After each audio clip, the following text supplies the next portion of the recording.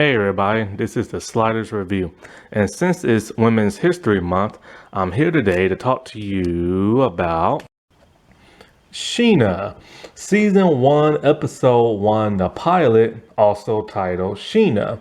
So this is the 2000 adaptation of Sheena, and I remember back when I was in high school, this came out on syndication late nights on Saturday. And to be completely honest with you, I barely remember anything from it. I saw a handful of episodes. Now, it lasted for 2 seasons, around 35 episodes. And I can't really recall. I didn't watch every episode. I only watched like a handful. And there are two that are my absolute favorite that I remember because I remember I recorded them back in the day. One is Forbidden Fruit from season 1, and the other one is Collateral Damage from season 2, which I will be talking about in a much later time later this year. And so, like, I'm not sure why exactly I didn't watch the entire series. It's the same thing with like VIP and a couple of other syndicated stuff. I think what it was is that either one or two things came up. Either because I stay up all Friday night and then wake up early Saturday morning to watch like cartoons and stuff like that. Watching so much TV back in the day, I was just so tired on Saturday nights. So I went to bed early and had to go to church and stuff like that. It was either that or it came late on Sunday nights, and I think I was allowed to watch TV late at night. Or was not. I remember one time on Sunday nights, my mom would not let me stay up and watch TV, and that's how I missed this one syndicated Canadian show called Two. And I had to watch that like 20 years later on YouTube. So if it wasn't that reason, then the other reason could be something else came on late that night and I wasn't going to miss the other show. So it's one of those three reasons and stuff. And so I remember it being a pretty okay show, you know what I'm saying? Like, it was pretty nice and everything, especially around that time. It didn't really have much to compete with other than that of Xena, Hercules, and Relic Hunter and stuff in terms of syndication, not having cable, not getting to watch much. So it was really nice to watch and stuff. Also, I think around that time, things like Team Knight Rider was out around that time, the second season of Acapulco Heat. So it didn't have much competition in a way and stuff like that. But, it is a product of its time. The early 2000 episodic. I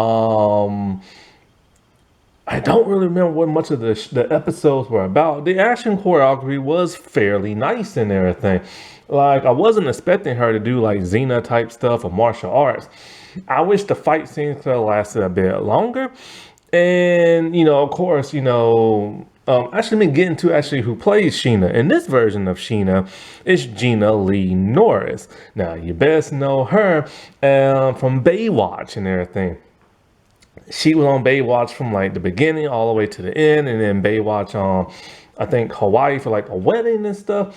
And so she was known, I forget the character she played, but she played like a vixen on there. And, a lot of the Baywatch people were former like models and Playboy models, and so was she. And so she's best known for like that and also hosting a bunch of stuff on MTV.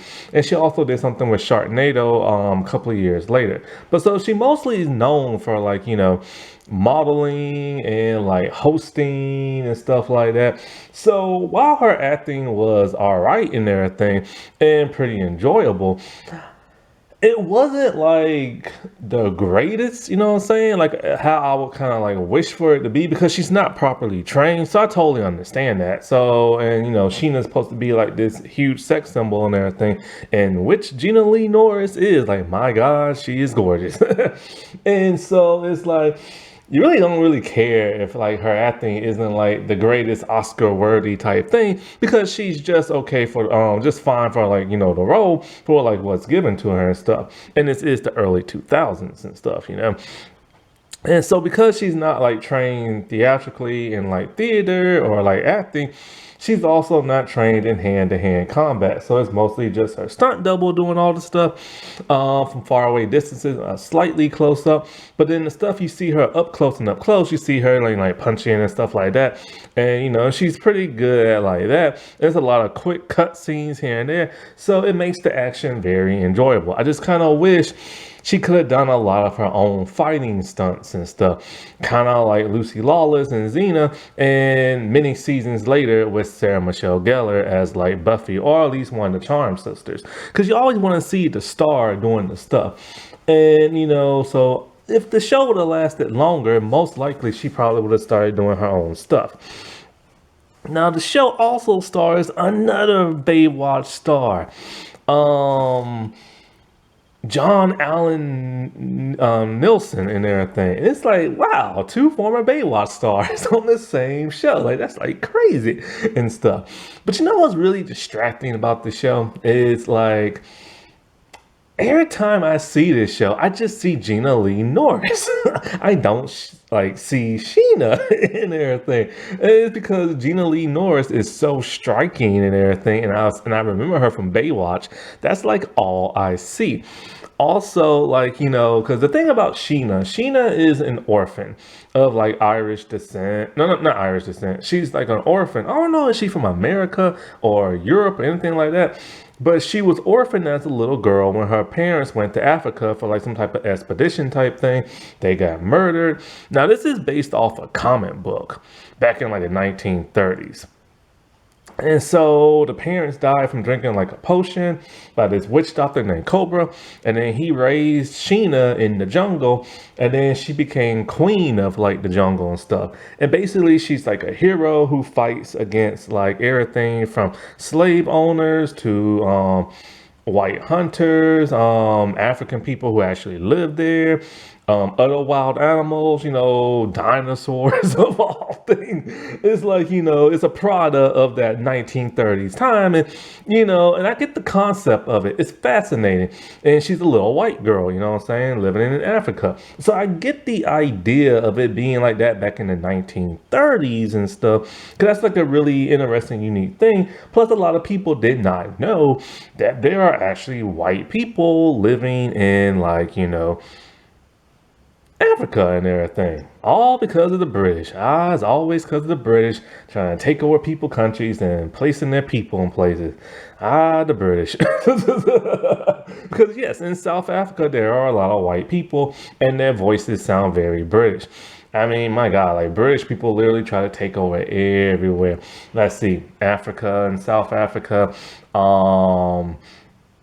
North American continent, thank you very much. Like the most obvious one of all, and everything like America, Canada, New Zealand, there are like white people stationed in like India and Pakistan and stuff, the colonial areas and stuff. Like they put people everywhere back in the old days, man. And stuff. And so like, and so for like me growing up, I didn't know there was white people in like Africa and stuff. Like I really didn't until I watched American Gladiators. I'm like, hey, they say y'all from Africa. Why y'all white? But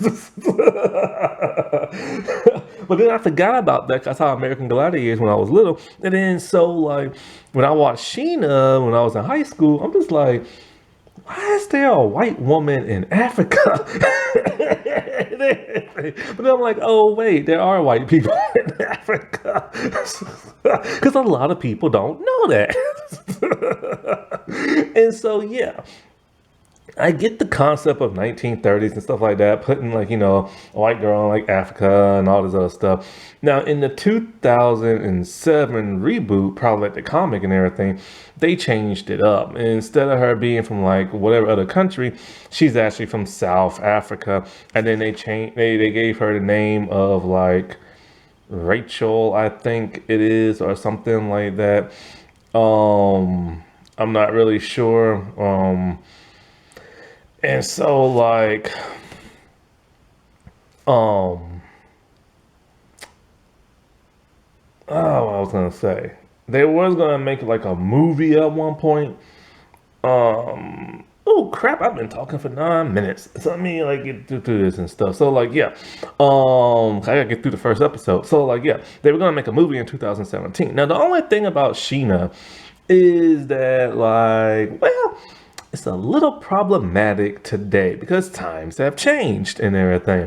And well, the thing about Sheena is that she is a white girl. She is the technically quote unquote white savior of Africa, protecting all the black people and stuff from like all the dangers of the world. And as you all know, that people are tired of the white savior coming in and saving people. So not only that, but she's raised as like a queen and everything because of the witch doctor that like killed her parents and stuff. And so because of that, I don't know if she's like Xena has the title of queen and actually because Xena has the title of warrior princess, but she's not a princess. So most likely she just has the title of like queen of the jungle, but she does rule over like a tribe of like African people. And so it's weird seeing a white lady rule over like a bunch of black folks in Africa and be their savior. So because of that, it's a little problematic today if they ever want to make a reboot and everything. My suggestion is you can go one of two ways. You can either just have her being from South Africa and everything, not call her a queen, because the TV show in this one does not call her a queen, and just let her be like a hero and everything. And she could have like, instead of the comments, they gave her like a chimpanzee for like a sidekick, but she can have like an actual human as a sidekick, or just do the whole thing herself. And so, like, or they could just do the obvious thing and race bend her to black and everything. Because that was one of the biggest criticism of the Iron Fist show, because they're all like, okay, this dude's supposed to go to like this Asian mythical like land and learn martial arts and be the greatest martial artist ever, but he's like white. So the whole Danny Rand thing just didn't work for the Netflix show, and people like got pissed about that. And they like season 2 better when the Asian lady kind of took up the mantle and stuff. Or it could be like Batman Soul the Dragon, I think that's what it's called, where it's this main character and he's white in the comics, but for the animated movie they turned him Asian and stuff. And so that was a whole lot better. So if they were to ever make any kind of like reboot or whatever, it would just be best if they just go with a black woman and stuff. Or if they want, they can go with the whole South African white thing, because then at least she will actually be African, you know what I'm saying? And so, like, yeah, but that would probably still piss people off. But it's one of those things that's kind of hard to like do now, because because it was back in the 1930s, and so like that's why it was the way it was, like back then and stuff. And so that's because, they was catering to a market, because it was just predominantly white. But times have changed and representation matters more than anything now and stuff. And so, yeah.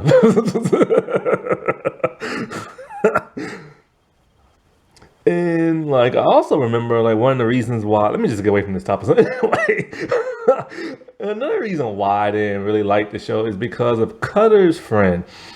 See, in the comics, she befriends and falls in love with a man named Bob, and Bob Reynolds and stuff. And so like, but then they changed it in other comics to Rick Throne and stuff. And so in the show, they changed it to Matt Cutter. And Matt Cutter has a friend, a very annoying friend. And that actor, it's not the actor, it's the character. I just don't like the character. He's for comedic relief and he's like an idiot. And he just drove me off the show and stuff. But whenever I do, like so it's like, since I never really watched the entirety of the series, I'm gonna watch it at a later date this year and then do like a rundown review, because it is a fascinating show and it is on Tubi and Freevee and DVD and stuff like that. And so, with the first episode, we actually get to meet all our characters for the first time. And even though she is the primary person of the show, she's not in the first episode all that much, even though it's titled after her and stuff.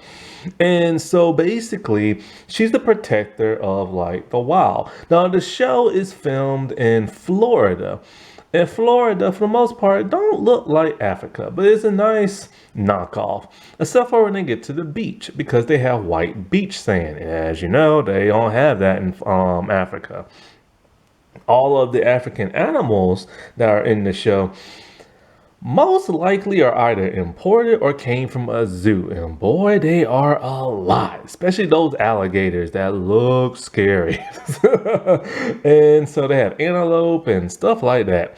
And a leopard, some elephants, some chimpanzees.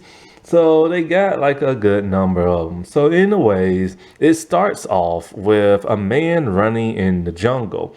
He's being chased by something, but we're not quite sure what yet. And he's being hunted down by that of like a person. We can see the person. The person is camouflaged in kind of like this blackish gray muddy type liquid and stuff. Now, this person is actually Sheena. Sheena has a weird ability in this adaptation. In this adaptation, they tried to modernize it. So they gave her a mythical power called Darak'Na. And it's like a mythical creature. And basically what she can do is she looks into the eyes of an animal and she can turn into that animal. But if she stays there too long as the animal, she starts to have those animal instincts, and she kind of can't get away from that. And also she camouflages herself in that like, dark camouflage kind of stuff, which looks a bit offensive because when you look at her, the mud is mud color, but somehow for some reason it comes out grayish black. So it looks like she's just a white lady who painted her skin black. And then when she puts it in her hair, it looks like she has dreads. And everything. So it's like, that's kind of offensive. I don't know why she just didn't wear her regular outfit and fight. Because she wears kind of like this yellow type. They changed her outfit. In the comics, it was red. Then it became a leopard outfit. And then in this one, it just became like a yellow outfit, which is really look great on her. Because, Sheena is like the 100 voted like sex symbol of like all time. And so she's tracking this man down. He's running frantic. And then we see what's actually the other thing that's chasing him down is a gorilla. The gorilla is just a person in a costume. The face looks nice. The body is all right. The hair's a little too shaggy. But I prefer this than CGI. If it was today, it would have been CGI like in Titans with Beast Boy. They should have just put him in a gorilla suit instead of just CGI. And then like seriously. But anyways, she's watching him getting attacked by the gorilla and stuff. And the gorilla literally kills him. Why? Because he killed one of her offsprings and everything. He's a poacher. And so this later on leads us to like Matt Cutter. Oh, by the way, the intro is amazing. I love the intro. I used to always watch it recorded on TV. The intro is amazing. The music to it is amazing. I love it. It gets you hyped. So anyway, Matt Cutter, he's an American who lives in Africa doing a safari thing. And he has like a boat and a plane. And he takes people around the island trying to find the Darak'Na. And so he doesn't believe in it and stuff, but he makes a buck off it. And so these really sketchy men hire him. And these men lie, talking about they're here for like some type of scientific exploration and stuff like that. But you can tell they look a little too sketchy for that. Turns out they're looking for diamonds, of course, because there's lots of diamonds in Africa. When Matt starts asking too many questions, this dude literally burns half his fee of $500. So when they're on the plane and everything, one of them decides he sees a bunch of zebra and is going to shoot them. So Matt doesn't like that. and makes him stop. But then, unbeknownst to them, Sheena is on the ground in her little like camouflage outfit, and she shoots the plane down with a spear. She does not like poachers or anything like that, so she thinks they're with the poacher dude. When the plane crash lands and everything, he starts to see sticks of dynamite. So he knows something up. And with him asking a bunch of questions, they don't like that and they go to kill him. And so after that, he takes off running and he gets stuck in quicksand. And when he's stuck in the quicksand, all of a sudden we see a gorilla's hand pull him out. By this time, he had hit his head and he's kind of in and out of it. But he sees the gorilla transform into a woman, is Sheena, and she drags him back to her tribe. And so, like, um, the transformation sequence is terrible. It's 2000. When I say it's terrible, oh my Jesus, good Lord, it is terrible. Except for one scene in the episode when the leopard like leaps and then it turns into her. It was a faraway shot and it was actually good. The up close stuff is bad and the sound it makes is gross. So she takes them back to her tribe where we see tons of people and they live out in the jungle. And there's a shamanist named Carly and everything. And I appreciate they actually found some dark skinned black folks, Americans, to play actual African people. If it was modern day, they would probably have a bunch of light skinned people and stuff. Getting no TV. And so Carly is upset with her because she brought like a man to back to their tribe. And she wants to know, did this man see her transform? And she basically just tells her straight up she don't know. So then we get like a nice little lesson about like her family. Now in this version, her name is Cheryl Hamilton, and her parents was on an expedition like botanists, and they died. And she was raised by the animals in the jungle, and she became savage like the animals. Then she found Carly, and Carly took her in. And in this version, she is not a queen. And so Carly tells her, like, the myth of the Darak'Na and everything, it's a special ability and everything. And I think she said that her and Sheena are the only two left who could do that and stuff. And so she basically just lectured her about being safe because, she doesn't want too many tourists coming around this area and making their people be extinct and everything. And so when Carter wakes up, he doesn't see Sheena because she's gone, trying to find the rest of those poachers and all those diamond hunters and stuff. And Carly just basically, she knows who Cutter is and how he likes to make a buck off the Don Rotma and stuff like that. And she, for some reason, she can tell Sheena likes him because of the way she looks at him. It's kind of like love at first attraction type thing. And so she tells him of the story how a little white girl got lost in Africa, orphaned and everything, and tells him maybe the Darak'Na isn't as bad as he makes it out to be to his tourists and stuff. Maybe it's actually a protector of like the land, meaning Sheena and stuff. And so, of course, he don't care because he just cared about money. So as he's heading back, trying to find like, his plane and stuff, he finds the guys. And so they try to kill him once again. They get into a scuffle and Sheena like, beats him up off like screen and everything. And so basically, I forget exactly what happens after this crap.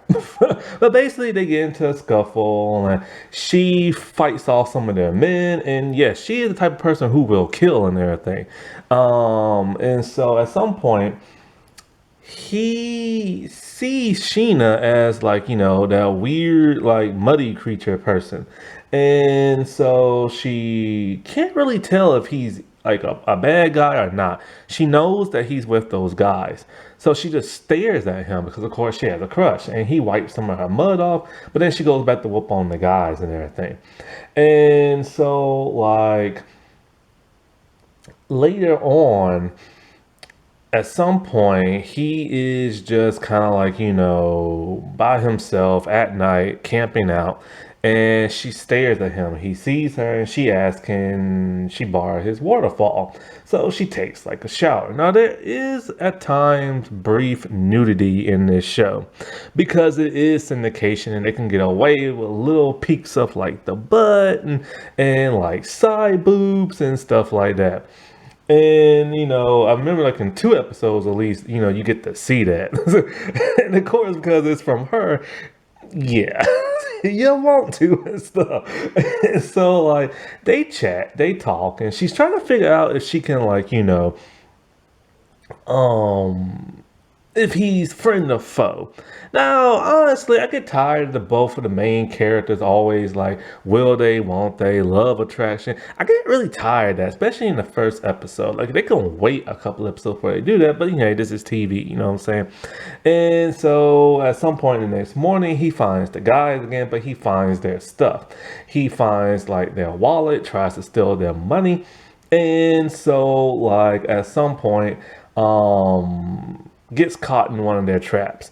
And so at some point, the guys come back ready to kill him, and Sheena comes back, but she blows up their plane.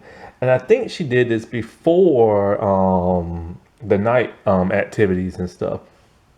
And so she blows up Cutter's plane. And so, because she did it in her like muddy outfit looking stuff. But in a way, she comes back and at some point, she fights off the guy some more. She rescues Cutter and stuff like that.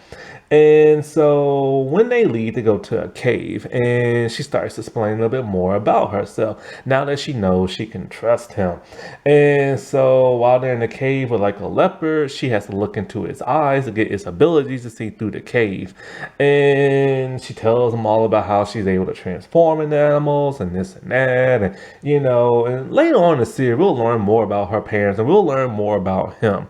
And so like, the bad guy, the main bad guy, he wants, of course, all the diamonds for himself. So with half his men taken out, there's only one left, but he betrays him and the dude slipped and he just took like the map and just kicked them off the edge of like some type of cliff down in some kind of like chasm. And so basically, it's like, Sheena and like, Cutter, they're like fighting the main bad guy. And it's a nice action sequence and stuff. And so they kill his behind. And oh, no, wait, they don't.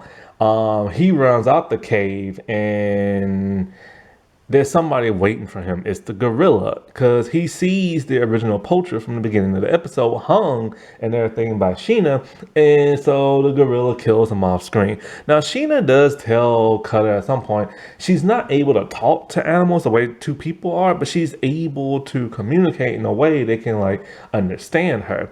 And so when he was asleep one night, she literally asked the chimpanzee to cuddle up with him so the fur will warm him up and stuff. And so basically, they flirt a little bit, talking about like, oh, if you see a new plane come by, it could be me. And she's all like, oh, well, if you see a leopard, it might not be me. And so I like the little banter between each other. And so when she leaves at some point, because she had tied up the rest of the men, they're not dead, it's like all knocked out. And so she tied them up so like the authorities can get them and stuff. And as Carter is like about to leave, he smacks his neck because there's like a bug biting him. And of course he's all like, oh crap, she can turn into animals. What is that? And so I love the ending to that. And so for the most part, this is like a really interesting, cool series. I knocked my camera over. It's a really interesting, cool series and everything. And it's like, because those two, they have great chemistry with each other. They work together on Baywatch and stuff. And so like, they have instant like chemistry and stuff, and I really like the portrayals in this show. I like Gina for the most part. I like Cutter. I like Kari and everything. I don't like Cutter's friends and stuff. And so yeah, I'm really interested in watching the rest of this series. But finally, man, it's like I can't believe it's been so long. It's literally been about 23 years or so since this series came out, and I'm just now about to like watch it for the first time in its entirety. And that's mostly because it was hard to find online. Every once in a while, it'll be on Crackle and Hulu, and then they'll take it off, and now it's on Freebie and it's on Tubi. And of course, they put it out on like DVD. And as for Gina, not sure what she's doing at this point in time. I think she's just being like a mother and like a wife and everything. And she looks incredible still to this day, still looks the same and everything. And I think one time online, she posted like a DVD of like, her show and everything. And, because for the most part, when it comes to actual TV shows, like she's only really known for this one and Baywatch and stuff. And so, you gotta imagine like, this was like a huge accomplishment for her because she went from like modeling to Playboy to being on Baywatch and then having her own show where she's like the lead. You know what I'm saying? So that was like a huge accomplishment for her and stuff. And who wouldn't be happy for her for that? I wish, however, they wrote her character to be more naive because even Cutter asked, like, how do you know such perfect, like, English and stuff? And she said, she was taught and she read a lot of books. But it's like, it's weird. You would expect her to have like an African accent, but she doesn't. She just sounds like she's from California, which is so distracting and stuff. But she knows way too much about like American culture from the episodes I've seen. But mostly that's because those later on in the episodes, and she talked to Cutter. But still, it's just like she knows too much, and so I wish she would have had more of a naive nature to her, more of a Jungle Girl naive nature, because she should be like Mowgli, you know what I'm saying, from the Jungle Book, or George of the Jungle, but she's not. Happy Women's History Month, everybody. All right, I'll talk to you later. Bye.